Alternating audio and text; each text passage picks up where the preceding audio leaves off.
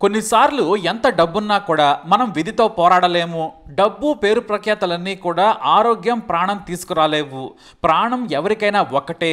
Sleeping prince గా పేరు తెచ్చుకున్న సౌదీ యువరాజు Al Waleed bin Khalid bin Saud చనిపోయాడు. ఇతను దాదాపుగా 20 ఏళ్లు కోమాలో ఉన్నాడు. వాస్తవానికి అతను బతకడని చెప్పినా కూడా తండ్రి సౌదీ యువరాజు అయిన Khalid bin Talal Al Saud ఒప్పుకోలేదు. లైఫ్ సపోర్ట్ తీసేయడమే మంచిది, బతికే అవకాశాలు లేవని డాక్టర్లు చెప్పినా కూడా ఆయన వినలేదు. ఎందుకంటే శవంలా సమాధిలో ఉండే కంటే ప్రాణాలతో ఎదురుగా ఉండటం మంచిది కదా అని డాక్టర్లకు చెప్పారు ఆయన. అక్కడితో ఆయన కోమా కథ మొదలైంది. స్లీపింగ్ ప్రిన్స్ అల్ వలీద్ పుట్టుకతోనే ధనవంతుడు. ఇతని తండ్రి ఖలీద్ బిన్ తలాల్. ఇతను ఎవరో కాదు, సౌదీ ఫౌండర్ కింగ్ అబ్దుల్ జీజ్ మనవడు. ఇతనే అల్ నఫూదా ట్రేడింగ్ ను స్థాపించింది. ఇతని తల్లి ఒకప్పటి లెబనాన్ ప్రధాని కూతురు. ఇప్పుడు సౌదీలోని ధనవంతుల్లో ఒకడు అల్ వలీద్ బిన్ తలాల్. సింపుల్ గా చెప్పాలంటే సౌదీ రాజ కుటుంబీకుడు, లక్షల కోట్ల ఆస్తిపరుడు, చిన్నప్పటి నుంచి బాగా యాక్టివ్. 1990లో పుట్టిన అల్ వలీద్ బిన్ రాయల్ ఫ్యామిలీలో పెరిగాడు. అయితే ఇతని తండ్రికి వ్యాపారం అంటే చాలా ఇష్టం.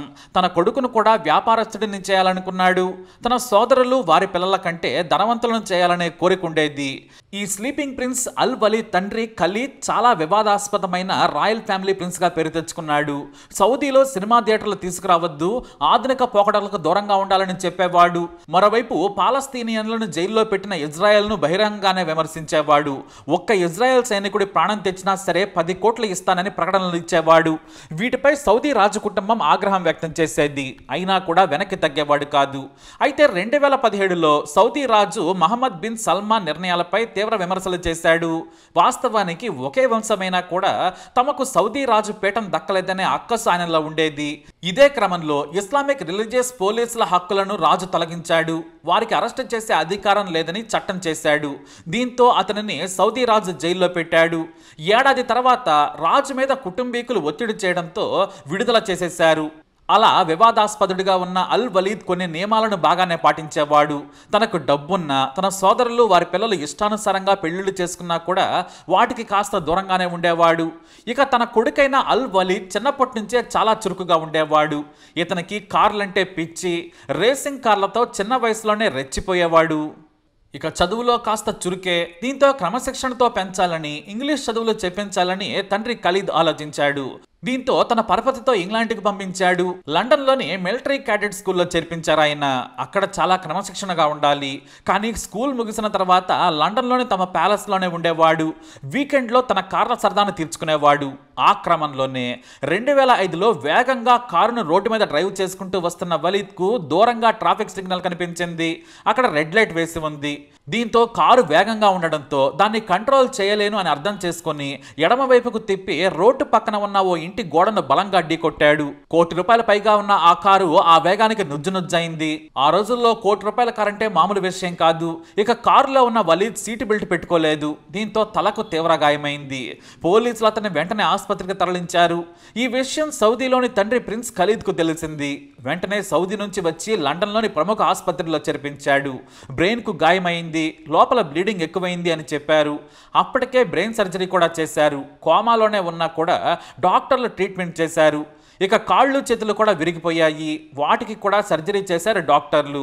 లైఫ్ సపోర్ట్తోనే బతుకుతూ వస్తున్నాడు. దాదాపు 3 నెలలు ఎదురు చూశారు. అయినా సరే ఎలాంటి మార్పు లేకపోవడంతో మళ్ళీ అన్ని పరీక్షలు చేసి డాక్టర్లు అసలు విషయం అతని తండ్రికి చెప్పారు. వలీద్ బతకడు, లైఫ్ సపోర్ట్ తీసేయడం మంచిది, మీరు అనుమతిస్తే లైఫ్ సపోర్ట్ తీసేస్తాం, ఆ తర్వాత అంత్యక్రియలు చేసుకోవచ్చని చెప్పారు. కానీ ఇందుకు యువరాజైన అతని తండ్రి ఖలీద్ ఒప్పుకోలేదు. నా కొడుకు ప్రాణంతోనే ఉన్నాడు, నా చేతులతో నేనెందుకు చంపుకుంటాను? ప్రాణంతో ఉన్న వ్యక్తిని చంపి సమాధి చెయ్యాలా? నేను చెయ్యను. ప్రాణం ఉంది కాబట్టి నేను ప్రయత్నాలు చేసుకుంటాను, బ్రతికించుకుంటాను. ఎన్నాళ్ళు బ్రతికినా పర్వాలేదు. కానీ ఎక్కడో నాకు ఆశ ఉందని చెప్పి కోమాలో ఉన్న వలీద్ను సౌదీ తీసుకెళ్లిపోయాడు. అక్కడ కింగ్ అబ్దుల్ జీజ్ మెడికల్ ఆసుపత్రిలో చేర్పించాడు. అయినా కూడా కేవలం లైఫ్ సపోర్ట్తోనే ఉంటున్నాడు. చేతిలో డబ్బుంది, రాజకుటుంబీకం కాబట్టి డాక్టర్లు తమ వంతు ప్రయత్నాలు చేశారు. అలా ఏళ్ల పాటు కోమాలోనే ఉన్నాడు. అప్పటికే 10 ఏళ్లు దాటిపోయాయి. 10 ఏళ్లైనా కూడా కోమాలోనే ఉండడంతో అతనికి స్లీపింగ్ ప్రిన్స్ అని పేరు పెట్టి పిలవడం మొదలుపెట్టారు. అయితే 2019లో సౌదీ యువరాజు చిటికెన వేలు కదిల్చాడు. అతని ఆరోగ్య పరిస్థితి మెరుగుపడుతుందని వార్తలు వచ్చాయి. సోషల్ మీడియాలో కూడా అతని మీద కమెంట్స్ వచ్చాయి. కానీ అవన్నీ అబద్ధాలని రాజకుటుంబం ప్రకటించింది. మరోవైపు అతని తల్లి యువరాణి రీమా కూడా తన కొడుకు బతుకుతాడని చెప్పుకునేది. కానీ 20 ఏళ్లైనా కూడా స్లీపింగ్ ప్రిన్స్ కోమాల నుంచి బయటకు రాలేదు. కావలసినంత డబ్బుంది, ప్రాణం అమ్మేవారంటే ఎంతైనా పోసి కొనగలిగే శక్తి ఉంది.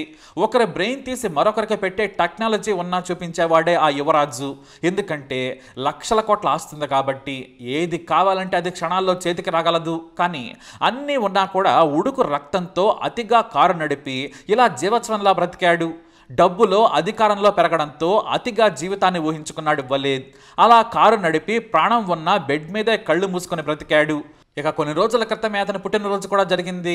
అతని పుట్టినరోజున తల్లిదండ్రులు అతని ఉండే గదిని అలంకరించారు. మరోవైపు తల్లి తన కొడుకు ఆత్మ ఈ గదిలోనే ఉంది, నాకు తెలుస్తుందని కూడా చెప్పేది. ఖలీద్కు చాలామంది సన్నిహితులైన డాక్టర్లు కూడా సలహా ఇచ్చారు, మీరు ఇలా ఉంచడం కంటే లైఫ్ సపోర్ట్ తీసేయటం మంచిది.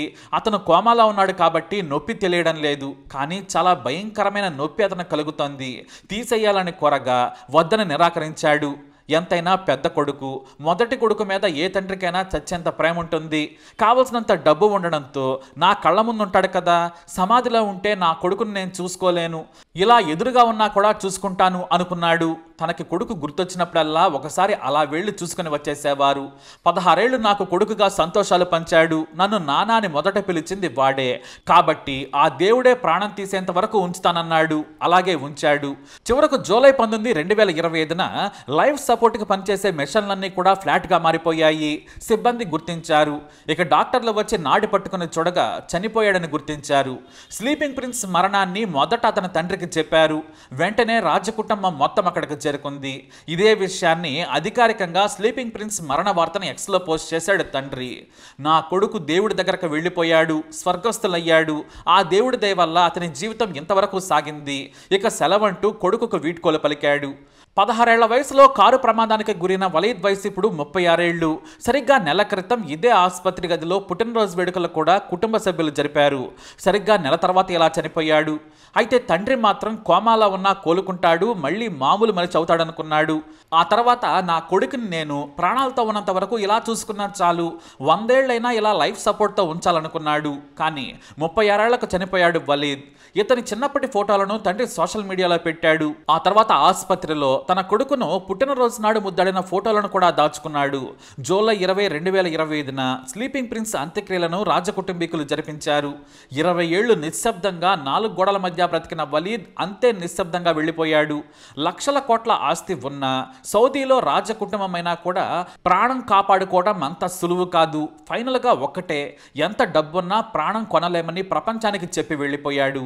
మరి సౌదీ యువరాజుపై మీరేమంటారు? మీ అభిప్రాయాన్ని కామెంట్ ద్వారా తెలియజేయండి. ఈ వీడియో అప్డేట్స్ కోసం మా ఛానల్ ఫాలో అవ్వండి, అలాగే తప్పకుండా సబ్స్క్రైబ్ చేసుకోండి.